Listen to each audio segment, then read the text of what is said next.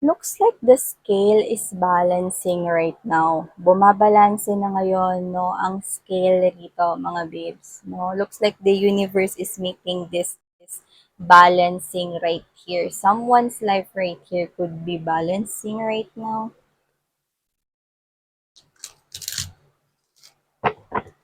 And looks like kung kanino man yon, if that is your side or that is the person's side that you're dealing with, I'm picking up that with the Four of Coins energy, I can see this person right here is trying, okay, to understand and hold back and to pause right here, thinking, okay, realizing about something, analyzing, could be compromising, and thinking heavily about this balancing. So, let's all find out, no? Ano ba yung mahirap dito sa sitwasyon na ito? Kasi looks like there is mahirap right here. Eh. Yeah. Oh, this could be your past person right here. With the Six of Cups energy, this person is missing you. This person is longing for you. This is the energy of someone here na binabalikan ang inyong mga masasarap at matatamis na mga alaala. Parang bumabalanse ngayon, no? Sa hindi maipaliwanag na pamamaraan ang kanyang buhay. So, tingnan natin, no? Nasaan ba siyang sitwasyon na ito?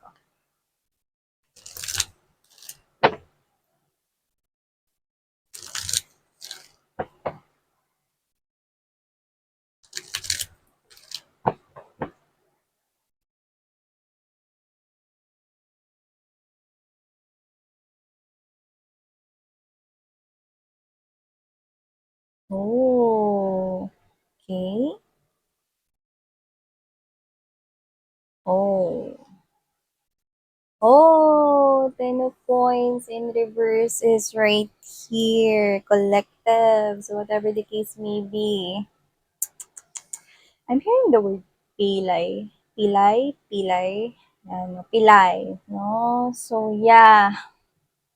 I'm getting right off the bat from this message right here that someone here feels na pilay siya rito, no? Pilay siya rito sa sitwasyon na ito, no? Involving you guys. Yeah, this person is pilay ngayon, no? With this 10 of Coins energy, looks like sinayang niya itong opportunity na ito with you guys, no? So, nakikita ko rito. So, tingnan pa natin more. Oh no, Four of Swords energy, and there's this Hermit. These are major realizations, awakening moments right here, no? Kitang-kita niya na rito, no, na siya mismo ang naglagay ng kanyang sarili dito sa sitwasyon na to na kanyang kinasasadlakan right here. So whatever the case may be, I'm seeing someone here regretting. I'm seeing someone here looking back. Yeah, no? At parang feeling niya napilay siya rito, no? Alam mo yung napilay to the point na parang alam mo yung nawalan siya rito ng pakpak, no? At kitang-kita niya ito right now. So, oh no, the tower is right here. Major realizations it is. Major realizations.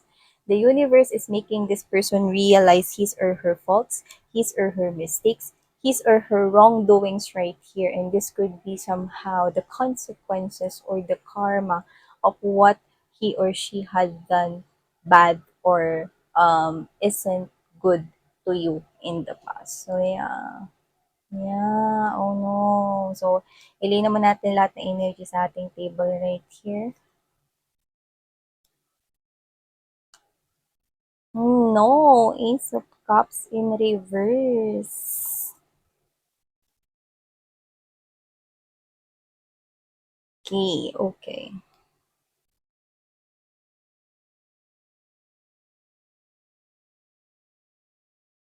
Hey there, Collective! Thank you so much patuloy at wala ninyong sawa na pagsuporta po sa akin dito sa channel na to. At hi and hello mga new subscribers. By the way, my name is Yan. You're welcome here in our community and hope na magstay kayo dito sa amin. Isama niyo na rin ang inyong mga loved ones, friends, no? At kung sino-sino pa na mga people that you are concerned with, no? So, maaaring meant to be heard rin nila ang mga mensahe dito. So, I can see someone here realizing here that you are actually the one. Yeah, you are actually the one na mas nakakahigit sa lahat kung may options man rito, no? Or wala, no? Nakakuha ko dito na, nakikita niya na ngayon ng malinaw, no? Na isa kang malaking kawalan. Yan, no? Malaki yung pagsisisi niya rito kasi itong Five of Cups has something to do with pagsisisi at nagsiselo siya rito, no? Sa susunod na taong mamahalin mo or kung may minamahal ka man ngayon, no? Nagsiselo siya rito kasi alam mo yon, no? I'm picking up that this person right here, no, maaring ni-replace ka niya, no? May ganun tayong nakuha, no? Whether that's a third party na someone else or whether pinagpalit ka niya dahil meron siyang option, no? Between a situation could possibly be para sa iba at pinili niya yung sitwasyon na yon, no? To the point na iniwan ka niya. But this person is now realizing this loss. And this is not just a loss. This is a big loss because this is the Ten of Coins. We do all know that when we got the Ten of Coins in a right position, what does it mean? It means that you're hitting the jackpot. It means that you have the stability. It means that you have the emotional fulfillment all in one packages. All the blessings, all that abundance, all that prosperity, all the things that you manifested, all the things that you wanted to happen or desire in your life, that's the Ten of Coins, honey. But this person got the Ten of Coins in reverse. Yeah, together with the Hermit and there's Four of Swords. So meaning this person is now awakened to the reality, major realization na siya mismo ang naglagay sa sarili niya sa ganitong sitwasyon. Malaki yung pagsisisi nitong tao na to, no? And with that pilay, no? Parang nabalian siya rito, ng paa or ng pakpak rito, no? Simula nang nawala ka sa buhay niya. Which is alam niya na siya yung may dahilan at siya yung naging cause kung bakit nagkaroon ng separation or ng tower moments itong relationship na ito. No, this person is na-realize niya paano mo sabi minsan na na-realize niya na ang kawalan mo. Kasi lumalabas ka dito bilang Queen of Coins, mga mahal, no? And the Queen of Coins is someone who is nurturing, someone here who is faithful, someone here who is loyal, someone here na stable, abundant when it comes to his or her prosperity, someone, no, na matatawag nating meron talagang potential, no, na maging isa talagang mabuting may bahay, maging isang mabuti rito na future spouse, maging isang mabuting haligi ng tahanan, na tayong gender dito. So whatever the case may be, after na kayo ay magka-separate nitong person na to, no? In the past, no, with this Eight of Coins in reverse and there's this Ace of Swords right here, I'm picking up that this person right here is parang nagsisimula mga babes, no, na parang yung mga bagay na ginagawa niya, hindi nagwo-work out, if you know what I mean. So, iba-iba ito ng situation, no? This is general reading right here. Pero kapag ka meron siya rito parang ginagawa, hindi yun nagwo-workout or hindi yun lumalabas sa outcome ng ini-expect niya na resulta. So, hindi siya satisfied at hindi siya kontento doon. Yan, no? At nakikita niya na, no? Bigyan ko kayong example. Kasi nakikita ko kayo bilang napakamaalaga ninyo. Siguro no kayo ay may connection pa, no? Napaka-understanding at napaka-maintindihin mo to the point na nakikita pa nga kita na todo-todo mag-effort para sa kanya. Napaka-lambing mo at napaka-mapagmahal mo. Yun na nakikita ko sa'yo rito. So, ibig sabihin, naging madali yung buhay para sa kanya nung kayo pa. Example, ganito. Pag kayo ay merong bakasyon, no? Wala na siyang iintindihin pa kasi ikaw to, no, na magbo-book ng flights, kung saan kayo pupunta, no, lahat ng itinerary, no, lahat ng mga gagawin, pati yung mga bibilhin, ikaw na mag-iisip, maghahanda, no, mga babes, no, baka ikaw na rin yung bumili. Like, literally, sasama na lang siya. Example lang to, no. Parang sasama na lang siya, ikaw na nag-prepare ng lahat, no. You do all the efforts right here. Yan, no? Hindi siya nahirapan doon, no? Tapos mag-e-enjoy is kayong dalawa. Yan, hindi mo iniisip yun dati kasi mahal mo siya. Inaalagaan mo to relationship na to eh. Yan, no? So, this person is now realizing that. Okay? Example lang yun, no? Ngayon, nare-realize niya. Okay? gamitin pa rin natin yung example na yun. Ngayon na wala na kayo, ngayon nare-realize niya, no, na ang hirap pala mag-book ng flights, ang hirap pala abangan nung parang sale, kung merong sale, no, tapos yung time ng flight, no, tapos ano ba yung mga pupuntahan, ano ba yung mga dapat dalhin. See, kasi hindi siya yung gumagawa nun before. Kasi nakikita ko ng parang maayos yung buhay niya sa inyo, no? Before, to the point na wala na siya halos iniintindi, no? Alam mo yung parang sa sobrang maasikaso mo, no, to the point na dati, ikaw nagluluto for him or her, no, sa baon niya, or ikaw to na kahit galing ka ng work, no, ikaw pa rin yung naghahanda at pinagsisilbihan mo siya, nagluluto for this person right here, no? And you're doing all the things. You're showing a lot of effort right here. Kaya nung nawala ka, ang hirap pala magluto. Ba't ganito yung luto ko? Di masarap yan, no? Pero it's more than that. It's deeper than that. Not just that. Pero isa yun sa mga bagay rito na parang nung nawala ka, napilayan siya. Nakita niya yung mga bagay na kulang siya. Yan. Yung mga kakulangan niya, nakita niya rito na hindi pala talaga siya magaling mag-decision making.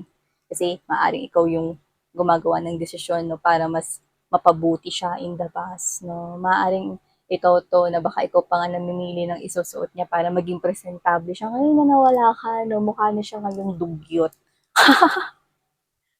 Emer, example lang yun, no? Hindi siya satisfied kasi pwedeng ikaw nga yung halos gumagawa ng lahat, if you know what I mean. If this is your reading, you're doing all the things na hindi niya ginagawa. Ngayon na nawala ka, siya yung gumagawa nun. At ang hirap-hirap daw. Bakit ang hirap-hirap gawin? Yan, no? So, kitang-kita niya na ito ngayon, no? This person is now missing you because ganun ka eh. With this Ten of Wands energy, okay, and there's this Seven of Cups energy, mga babes, no? Dito na siya, alam mo yun, no, nahihirapan na parang, ba't ang hirap ng life without collective? Bakit ganito yung nangyayari? Nahihirapan ako na hanapin yung mga opportunities para sa akin. Pero before, hindi naman ganito. Nagsa-struggle siya bago niya makuha yung isang bagay. You know what I mean? Nauubos yung strength niya, no? At yung parang nakukulangan siya sa sarili niyang effort dito. Bakit hindi ko makuha yung outcome na dati ganun? Alam mo yung parang ganun? It's like this is you, no? Na pwedeng, saan ba ako mag-a-apply dito, Han? Baka dati nung kayo pa ganito. Saan ba ako, eto siya, saan ba ako mag-a-apply dito, Han? Kasi hindi ko alam kung saan ako dapat talaga mapunta. Eto ba the company na to o dito? Para sa akin, babe, mas maganda pag dito ka. Kasi dito, mas mapapakita mo rito yung galing mo. Kasi magaling ka rito sa bagay na to. Ganon, no? So, mga babes, no? Example, kunyari, ngayon wala ka na, di ba? Ngayon hindi niya na alam. Napakahirap hanapin opportunity niya kasi one, pwedeng hindi niya rin talaga alam, no, mga babes, no? Na lahat ay naiasa niya sa'yo or lahat ng bagay is ikaw na yung gumawa at ngayon hinahanap-hanap ka niya. At kung nagkaroon man ng someone else before, hindi yun kagaya mo because you are different. Yan, no? Hinahanap-hanap ka niya rito. At kitang-kita niya na napilayan ka. Napilayan siya rito. Nawala yung pakpak niya rito, no? So, whether may kakonek siya ngayong iba, no, kitang-kita niya rito, mga babes, no, na ang hirap nang wala ka. Ang laki ng pagsisisi niya rito. With this ten of coins in reverse and ace of cups in reverse, sinayang niya siya yung nagpa-heartbreak rito ng puso niya. Siya yung naglagay sa sarili niya rito sa sitwasyon na ito, na mahirap. Yan, no? Akala niya madali kasi yun, no? Akala niya, no? Kaya niya rito na gawin yung mga bagay na ginagawa mo, no? Nasanay siya eh, na inaasa niya yun sa'yo, pero hindi siya aware. Nakakailanganin niya pala even the small things na ginagawa mo for him or her. Meron pa mga mas malalalim rito, no, na bagay na ginagawa mo para sa kanya to the point na parang ano ka na, no, nag-exert ka rito ng extra mile, no, yung parang nag-sacrifice ka rin with this relationship. Yan, no. At yun nga yung mas nakikita niya ngayon. Nakaharap siya ngayon, no, sa parang pagsubok kung saan mas nakikilala niya ang iyong importansya. Yeah. Habang nakikilala niya ang importansya mo, nakikilala rin niya, mga babes, no, ang kanyang mga kakulangan. Yeah. So whatever the case may be, Six of Cups energy, Page of Coins, Three of Wands, this person is now longing for you, remembering all of your past connections or memories or moments right here and wishing, no, na magkaroon kayo ng isa pang chance sa future. Yeah, this person is wishing na magkaroon pa kayo ng chance sa future. Okay, so yeah, whatever the case may be, I am now seeing that you're focusing here on your own stability, your abundance, your money, your coins. And what I'm picking up more likely right here is this person is now realizing this, okay, na ang laki, mga babes, no, nang naidulot ninyo sa buhay niya, ngayon niya pa lamang ito nare-realize. Okay? So, thank you so much, Collective Sarang Love and Life. And